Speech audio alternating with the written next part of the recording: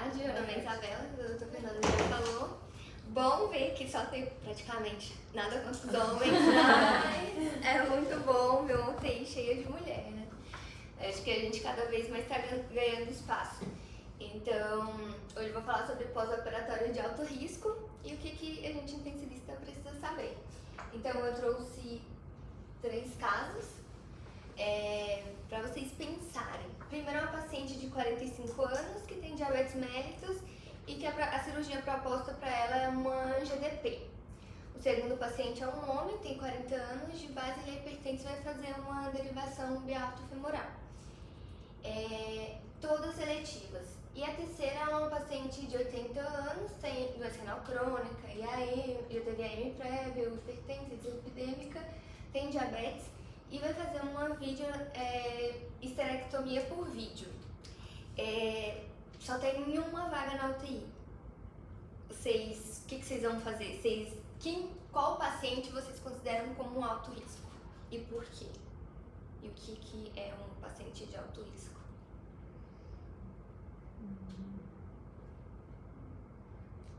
Eu acho que a mulher de 80 anos, cheia de comorbidade, acho que é uma paciente de alto risco. Apesar de ser uma cirurgia, acho que menos complexa que as outras, assim. Mas, não sei. Mas diferente na... Não sei. Meu Deus. O que é GDP? Graças a Deus. Do meio ao Então, mas é só para pensar mesmo que todos têm indicação de UTI. E por que todos têm indicação de UTI? Se fosse escolher, ia ter que dar alta para alguém, porque os 3 mereciam vaga. Então, eu fiz um roteiro. Primeiro, a gente precisa identificar quem é o paciente de alto risco. Se eu preciso fazer aqui em hospital particular, tende a, às vezes, ter vaga no pré-operatório. No SUS a gente não consegue muito. E o paciente que chega no pré-operatório, tem alguma coisa que a gente possa otimizar? E como que eu vou receber esse paciente? O que eu preciso perguntar? Se existem alguns marcadores que possam nos ajudar no pré e no pós. E o que eu posso fazer quando o paciente já chegou na UTI para otimizar? Então, um paciente de alto risco, ele é considerado um paciente que tem uma alta morbidade, mortalidade no pós-operatório, e ele pode ser dividido em 2 grupos. O risco pro paciente, que igual a Vitória falou, né? Vozinha, cheia de comorbidade, por mais que seja uma cirurgia pequena, a paciente por si só já é uma paciente de alto risco. E o risco do procedimento. Então, uma derivação biaortofemoral é um procedimento bem grande e tem muita chance de isquemia no pós-operatório. Então, é uma cirurgia também de alto risco. Então, tem o risco do procedimento.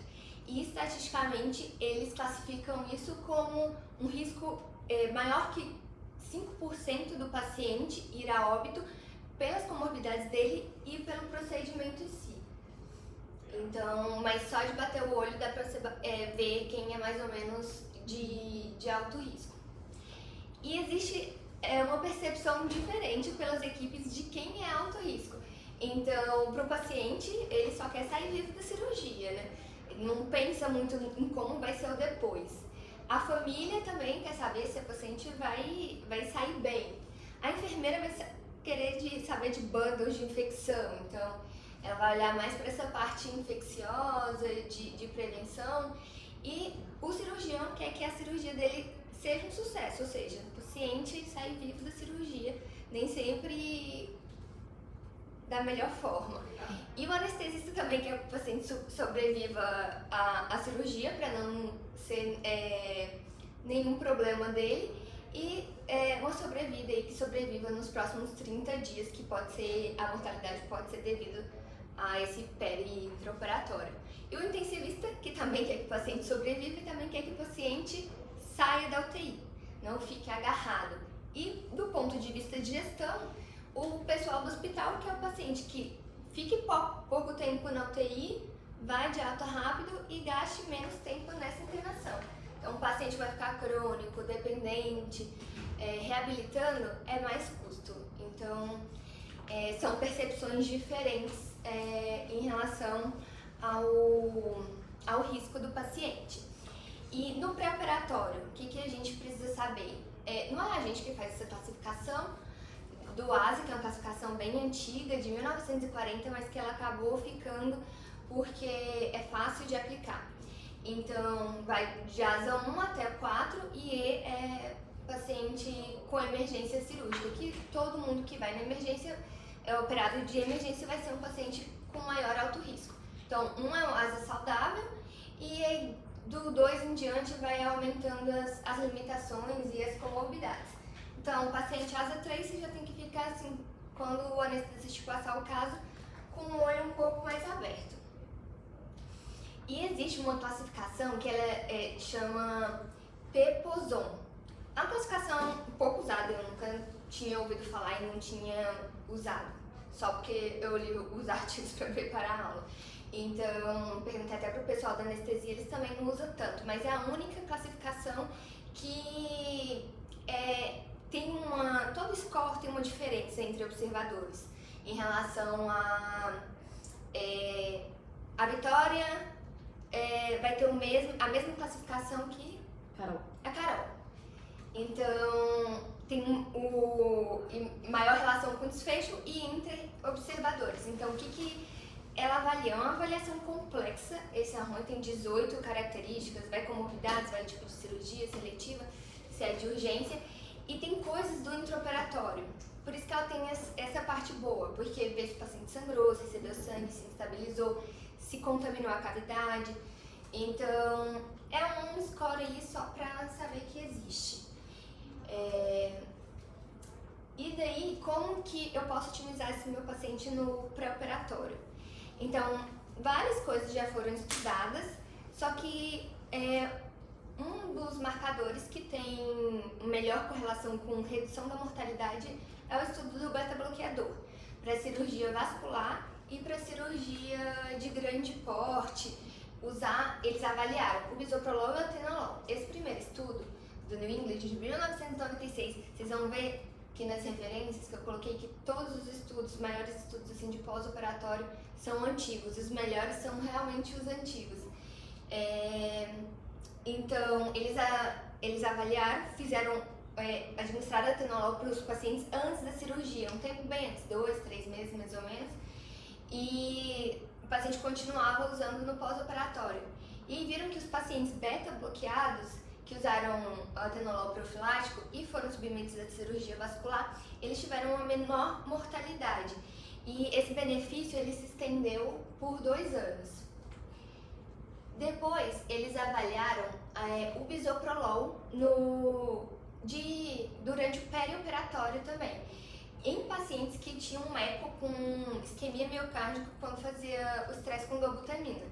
Então, eles viram também que esses pacientes tiveram uma menor redução de mortalidade, só que também foram pacientes que tiveram terapia direcionada por metas, que eu vou falar depois. Foram justamente pacientes que tiveram essa terapia direcionada por metas, então ficou meio interrogado se assim, teve esse viés, né? Foi por causa do uso do beta-bloqueador ou foi porque foi com terapia direcionada de metas? Esse autor, Paupermus, não fiz assim, não sei pronunciar o nome dele direito. Ele fez vários estudos vendo o beta-bloqueador no perioperatório. E os estudos que mostraram diferença foram os estudos que o paciente usava um pouquinho antes, não imediatamente pós a cirurgia, que ele já ia pro centro cirúrgico beta-bloqueado.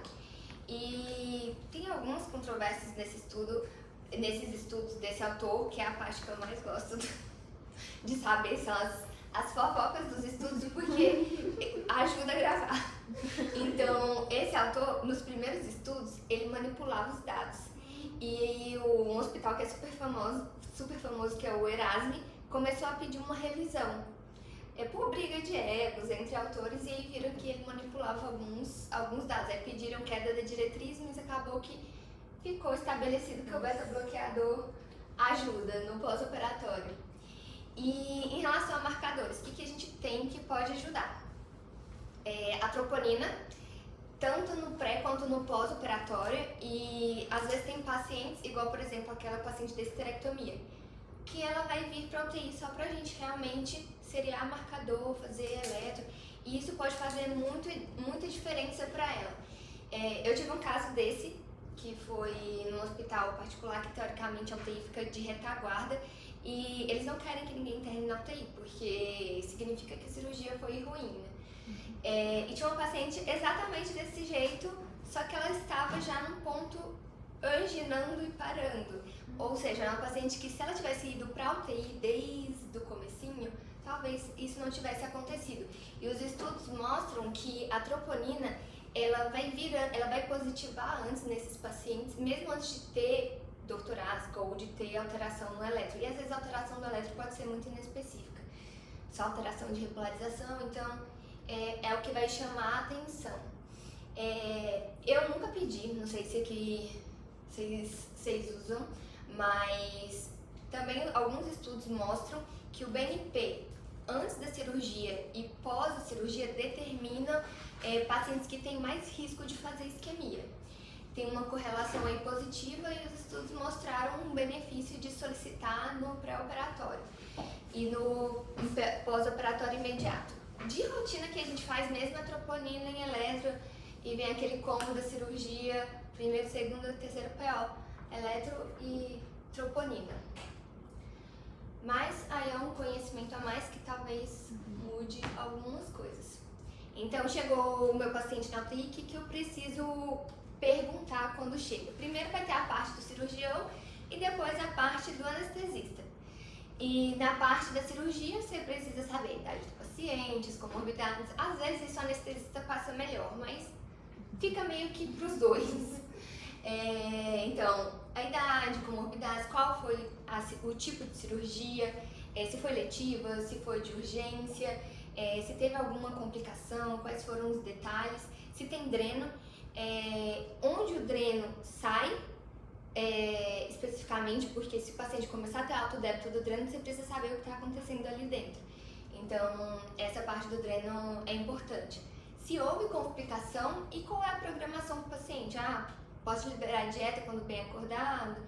Ou fica só amanhã, ou só quando vocês passarem? Profilaxia de TEV? Posso mobilizar? Que acaba sendo importante, questão de fisioterapia. E se eu posso tirar os dispositivos no dia seguinte, porque às vezes cirurgia urológica e o uro não vai deixar tirar a sonda depois de 7 dias, às vezes vai para casa com a sonda. E da anestesia, o que a gente precisa saber? Então, se for anestesia geral, ou se foi só uma hack, se a via aérea do paciente, se o paciente veio entubado, se não veio entubado, se a via aérea foi fácil, se teve alguma complicação, porque se esse paciente vem entubado, você precisa ter algumas estratégias para quando estubar, se ele for uma via aérea difícil. Então, quais dispositivos eles passaram, às vezes pegaram o PAI central e o paciente foi tudo no centro cirúrgico, não tem raio-x para checar se realmente, por mais que tenha passado com ultrassom. E é algo que você vai precisar pedir, né?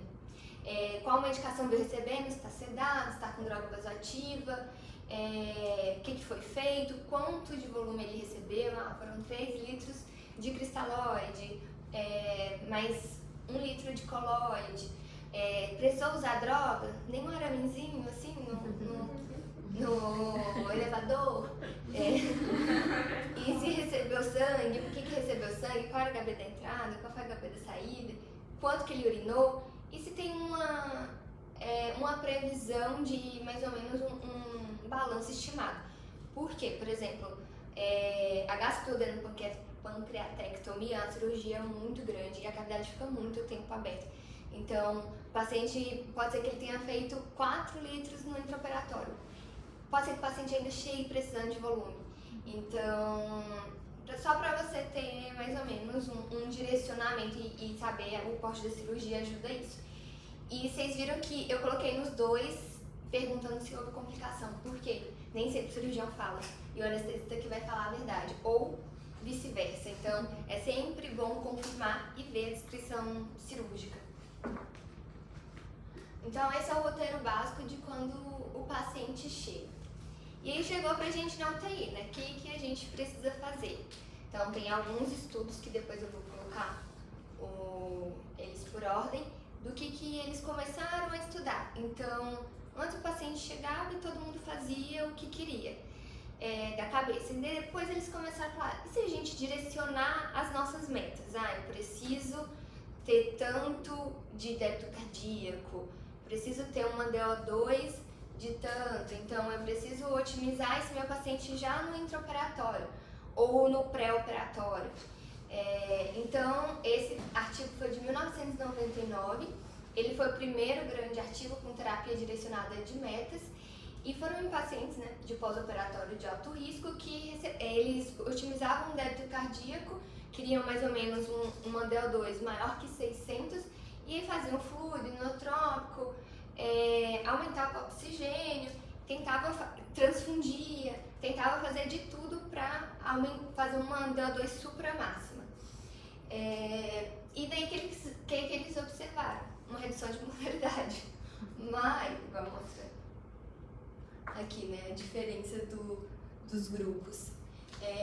Então, houve uma redução de mortalidade, mas foi um estudo pequeno, tem todas as limitações, né? Teve um estudo pequeno, não foi randomizado, eles não padronizaram o tratamento, então, eu acho que vocês que estão fazendo pós-graduação, graduação ou pós-graduação? Pós-graduação. Vocês devem ficar mais atentos à questão de metodologia, o quanto é difícil até a gente chegar a começar a randomizar o paciente. Então, eu também ainda estou na fase de fazer os protocolos. E se não tem um protocolo estabelecido, outra pessoa não pode olhar o estudo e reproduzir, ver se realmente dá para confiar nessas informações. Então, não teve nada disso nesse estudo. E daí eles falaram, não, então vamos fazer diferente, vamos estabelecer protocolos. Aí fizeram esse outro estudo que aí deixou protocolado, grupos bem definidos, que era controle, o que era intervenção, e passaram um catéter de artéria pulmonar sangrando em todo mundo. E aí viram um débito cardíaco. E tentaram otimizar essa DO2 para também ir acima de 600. Eles viram também uma diferença no grupo, só que essa diferença não foi assim não chegou a ser estatisticamente significativa nesses dois grupos. Porque eles viram que o DO2, primeiro eles tentaram um DO2 de 600 e depois 400. Os dois são DO2 bons, então talvez não precisa supra-otimizar. Aí, só que no final, a longo prazo, eles viram uma redução ali de sobrevida de 22%. Só que os grupos foram bem homogêneos, assim, no sentido de que a intervenção, na verdade, foi diferente, foi homogênea. E não houve mortes nos pacientes com cirurgia abdominal, mas também não tinha muitos pacientes de cirurgia vascular. Então, esse aqui, por ordem, foram os estudos, todos queriam uma DO2 acima de 600 ou um débito cardíaco aí maior que 2.2. Então, esse aqui de Schwager foi o primeiro que eu mostrei, aí o segundo foi esse de Boyder, e os outros não coloquei tanto porque foram bem parecidos. E aí chega mulher brasileira intensivista, a Suzana Lobo, que aí mudou um pouco os paradigmas.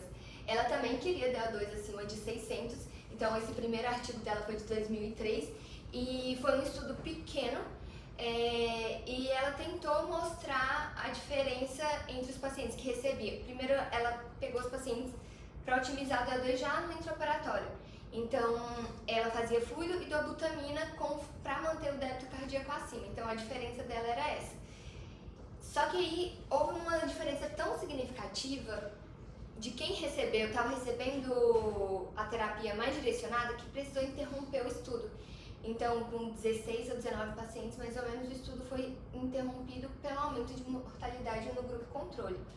E aí, em 2006, ela fez esse outro artigo, que foi um artigo maior, foi um estudo em blocos, então conseguia perguntar um pouco mais os pacientes, E aí passou catéter de Swan-Ganz em todos os pacientes. Todos esses artigos eles passavam catéter de Swan-Ganz. Agora a gente usa métodos menos invasivos, né, que poderiam ser feitos estudos de forma não invasiva.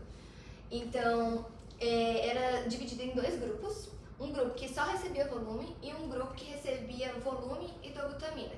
Então, todos tinham um modelo 2 menor que 600 e eles tentavam, de acordo com a pressão de oclusão da artéria pulmonar, ver se manejar um pouco mais os fluidos. Então, todos os pacientes receberam fluido e se a pressão de oclusão estivesse alta demais, aí começava até a pensar em furosemida e introduzir o vasodilatador. A diferença é que Dobuta aqui começou com 3 microgramas e eles foram aumentando as doses. Então houve diferença entre os grupos e quem recebeu dobutamina teve um melhor resultado. Enquanto o grupo isolado que recebeu só fluidos aumentou a mortalidade. Por quê? Fizeram um volume demais nesse grupo de fluidos. E aí, quando você otimizou o débito cardíaco pelas 2 modalidades, você usou menos volume.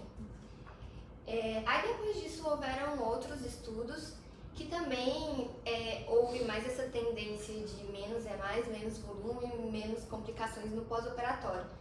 Só que nem 8 nem 80, né? A gente também não vai deixar o paciente seco e não fazer nada de volume se ele precisar no pós-operatório só porque uma estratégia restritiva é mais adequada. Então, tem que ponderar um pouco. Então, essa é uma aula curta, né, para não ficar muito cansativo, que resumindo, qual que é o nosso objetivo, né? Acho que essa é a grande função do intensivista. Reduzir disfunção, minimizar e reduzir disfunção orgânica. E isso que a gente vai fazer no pós-operatório. Então, o paciente não é para o paciente complicar, é para a gente fazer com que ele tenha uma alta rápida e segura, né? Então, como que a gente vai fazer isso? Minimizando a disfunção, isquemia cardíaca, que vai ser nesse paciente com alto risco cirúrgico, seria a troponina, fazer eletro e otimizar o débito cardíaco de forma individualizada, porque não existe um valor normal de débito cardíaco, é o débito cardíaco adequado para cada paciente de acordo com cada situação do momento. Então, sempre individualizar. E daí, como que a gente vai fazer isso? Troponina, eletro e a otimização do débito cardíaco através de fluido inotrópico e vasopressor. Por quê? Nesses artigos, fisiologicamente, eles perceberam que os pacientes que iam mais eram aqueles que estavam com intravascular depletado e tinham um menor débito cardíaco. Então, sempre tentar otimizar. E nada é uma regra de bolo, né? Nem sempre gap CO2 alto, SpO2 baixo é igual a Dobuta. Então, é sempre individualizar cada paciente com vários parâmetros, né? Então é isso. Esse aqui é o Instagram, eu faço divulgando. E tem um podcast que a gente fez com a Lívia Melro sobre... Eu ouvi esse, eu ouvi ela postando. É muito bom. Mulheres intensivistas. E você se identifica muito, porque acho que todo mundo que quis o TI um dia pensou em não fazer pelo fato de ser mulher e pelo fato da qualidade de vida. Então, ela fala muito disso. Que legal. Então, se vocês tiverem alguma dúvida, sim, tá? Eu também. Ai, que bom. Deixa eu...